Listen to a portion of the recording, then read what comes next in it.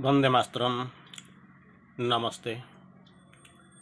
National Women's conference के लिए आपको बधाई हो।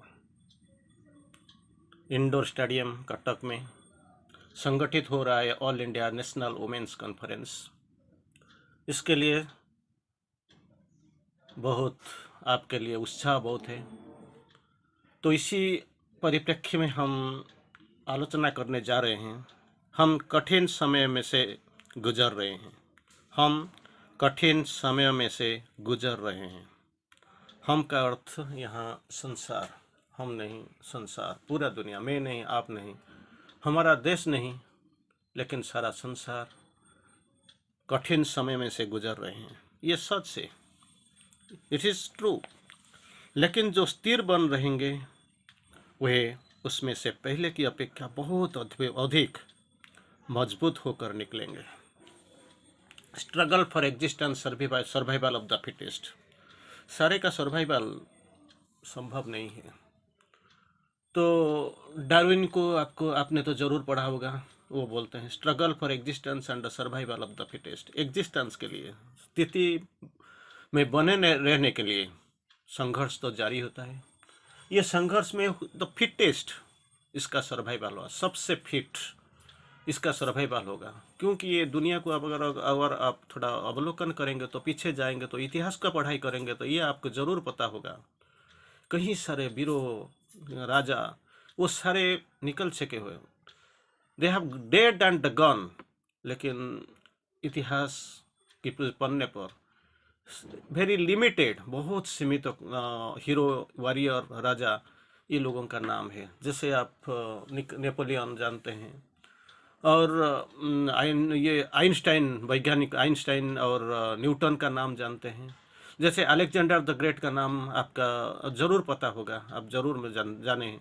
और भारत का इतिहास अगर पढ़ेंगे तो राणा प्रताप के नाम तो ज़रूर सुनना अक्षर में लिपिबद्ध होगा। तो अगर इतिहास का पर्यालोचना करेंगे, युग को चले जाएंगे, रामचंद्र के नाम, श्री कृष्ण के नाम, अभिमन्यु के नाम स्वर्णाभ अक्षर में तो अभी तक लिपिबद्ध है, आपको जरूर पता होगा। तो इसी time survival of the fittest. और श्री अरविंद भी ऐसे ही, जैसे सावित्री में एक दो लाइन मुझे याद आता है, earth is the chosen place for the mightiest souls. Survival of the fittest Darwin ji में आपने पढ़ा था। और श्री अरविंद जी ने संदेश देते हैं, सावित्री में लिखते हैं, earth is the chosen place for the mightiest souls. सबसे शक्तिशाली आत्मा, इसके लिए चुने हुए जगह है ये पृथ्वी, धरणी, ये धरा। और फिर बोलते हैं earth is the chosen place for the mightiest souls. Earth is the heroic souls battle field. Ordinary soul इधर ये रण क्षेत्र में नहीं टिक पाएंगे, क्योंकि महाभारत का युद्ध के बारे में आपको तो जरूर पता होगा। कहीं वीरों, कहीं वॉरियर उधर थे, लेकिन अवशेष में क्या हुआ, धर्म का ये जय हुआ। और चाहे कुछ भी हो, फिर भी इतिहास याद रखता है। जैसे भीष्म, पितामह भीष्म, गुरु द्रोण, और कर्ण, और अर्जुन का नाम तो सब हमेशा यादगार बन के खड़ा हुआ है। और हम पढ़ाई करते हैं, जाना ही करते हैं, और इसको हीरो भी मान लेते हैं, अपना जिंदगी बाद जीवन का हीरो भी मान लेते हैं। वो ऐसे कहीं चुने हुए आदमी है, चुने हुए सत्ता है, दे आर द ग्रेट। इतिहास इसको स्वर्णाभ अक्षर में ये लोगों का नाम को लिपिबद्ध किया है। तो बोलते हैं, मान ये जो संदेश आता है, दिव्य संदेश आपके पास आता है, ये दिव्य संदेश पार्ट 1। ये सच है कि हम कठिन समय में गुजर रहे हैं, हार्ड कंडीशन, आपको पता नहीं चलेगा। यूक्रेन रसिया का युद्ध चल रहा है, सारे देखिए नाटो वर्सेस आपका रसिया एंड चाइना, जो ये दोनों का जो ब्रिज है, ये दोनों का जो मिलावट हुआ है। भारत थोड़ी देर, 2-3 दिन पहले तो आपको ज़रूर पता होगा कैसे अरुणाचल में चाइना की सोल्जर और भारत का सैन्य जवानों के बीच में जो मुठभेड़ हुआ था। और भारत पाकिस्तान का बात ना बोले तो ठीक है, इधर ताइवान चाइना का रिलेशन तो हर दिन कुछ ना कुछ गड़बड़ी से चल रहा है। और अजरबैजान आर्मेनिया का स्थिति तो बहुत ख़राब है। इधर सीरिया और ईरान, उधर देखिए आपका पैलेस्टाइन ईरान वर्सेस इजराइल, ये स्थिति बहुत संकटजनक है, आपको पता नहीं चलेगा। लेकिन अब खाने के लिए भी ये तो ठीक है, युद्ध का काम चल रहा है, कोई बर्बाद हो रहा है, कोई अपना मजा ले रहा है। It is a class of egos, अहंकार का संघर्ष चल रहा है। लेकिन ये बात सही है, आपको जानने ला चाहिए, पता चले जाना चाहिए, टाइम समय बहुत कठिन है इसमें से। ये हमारे लिए नहीं है, ये सारे संसार के लिए, सारे जगत के लिए। लेकिन जो स्थिर बने रहेंगे, वेरी डिफिकल्ट, खाने के लिए नहीं मिलेगा, कुछ भी नहीं मिलेगा तो क्या होगा। जो स्थिर बने रहेंगे वो उसमें से पहले की अपेक्षा अधिक मजबूत होकर निकल जाएंगे, क्योंकि ये लोगों का डिटर्मिनेशन, मजबूती जरूर हो जाएगा, जरूर मजबूत हो जाएगा, एस्पिरेशन बहुत स्ट्रांग हो जाएगा, स्ट्रांग हो जाएगा, विश्वास भी बढ़ जाएगा। और ये लोगों के लिए कठिनाई को सामना करने के लिए, कठिनाई से निकल जाने के लिए शक्ति तो जरूर आएगा, बहुत सारे शक्ति आएगा। तो ये सच है। तो इसमें हमको स्थिर रहना चाहिए और स्थिरता के लिए जाने चाहिए। मुझे एक याद आता है, एक कहानी आता है, बुद्धदेव की कहानी। बुद्धदेव और इनका सारे कतिपय शिष्य एक जनपद में विश्राम ले रहे थे, थोड़ी देर के लिए, एक दिन 2 दिन नहीं, थोड़ी ज़्यादा टेन्योर के लिए, कुछ काल के लिए। सुबह सुबह एक अजब सा घटना घट रहा था। क्या हो रहा था? एक मद्यप निशासक्त ड्रंकार्ड कोई वेश्यालय से वापस आ रहा था, और उसी टाइम वक्त उसी राह में चल रहा था। तो उस टाइम बुद्धदेव इधर खड़ा होंगे, कुछ किए होंगे, तो दोनों का शायद आँखों का मिलन हो रहा था, हर दिन हर वक्त, एक almost in the same time, एक ही समय में। और बुद्धदेव इसको देख के हंस देते थे, और एंड वाइस वर्सा, वो भी देख के हंस रहे थे, और आदमी चल गया, अब जा रहा था। एक दिन ये लोगों का जो बुद्धदेव के शिष्य थे, उसने किसी ने प्रश्न पूछ लिया, क्या बुद्ध जी, गौतम जी, ये क्या है? वो निशाशक्त है, वो ये है वेश्याशक्त है, एक बुरा इंसान है, दुनिया इसको अच्छा नहीं कहता है, इसको देख के आप हंसते हैं और वो भी देख के आपको हंसता है, इसका क्या रहस्य है? तो बुद्धदेव बोलते हैं, बाहर से देख के किसी को पहचान नहीं पाएंगे, इसका अंदर में कुछ है जिसको आप जान नहीं सकते हैं।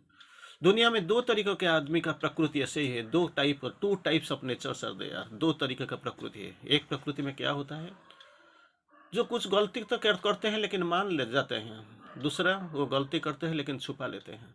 जो छुपा लेते हैं, ये लोगों को बदलना और ये गलती को सामने लाना बहुत कठिन है। वो बदलेंगे नहीं। सारा दिन को हर दिन रोशनी में देखो, आप प्रतीत होगा, आपको ऐसे प्रतीत होगा, मालूम होगा कि इससे अच्छा इंसान कोई नहीं है।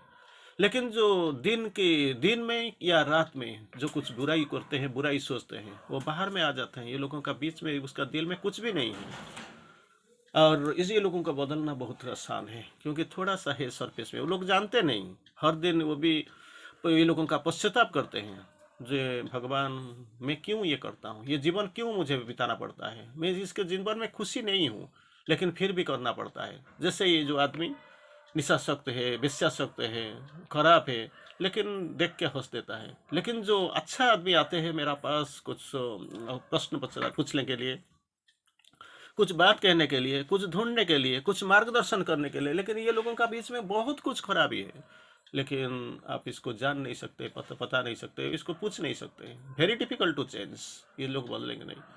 तो कोई शिष्य ने बुद्धदेव गौतम को बोल देते हैं, तो इसके साथ इसको बदल ना देते हैं क्यों?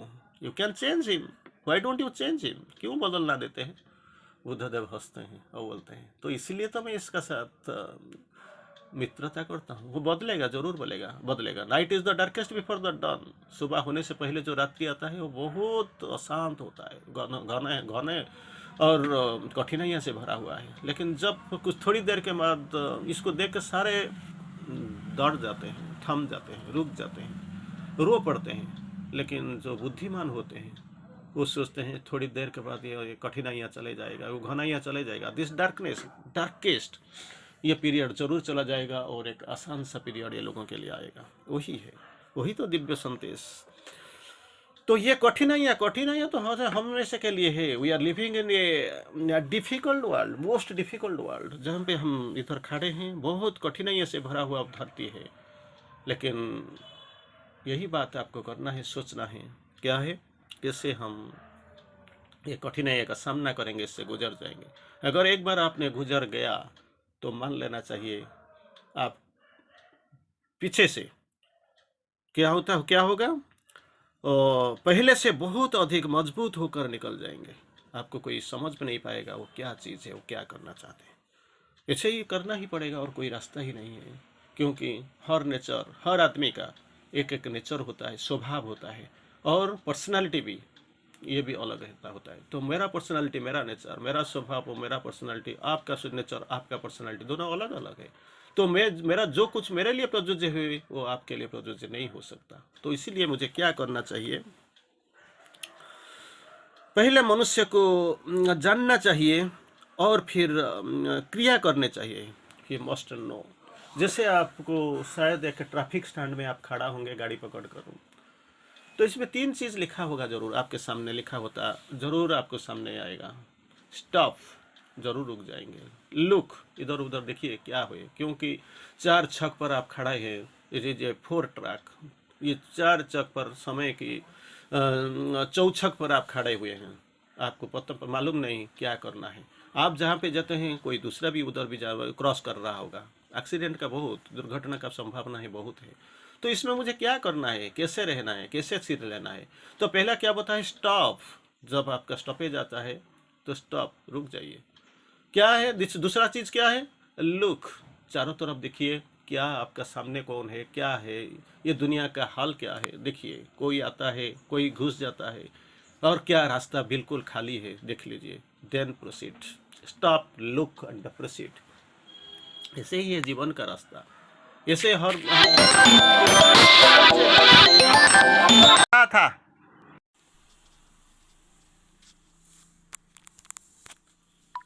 तो वही आपके लिए सत्य है।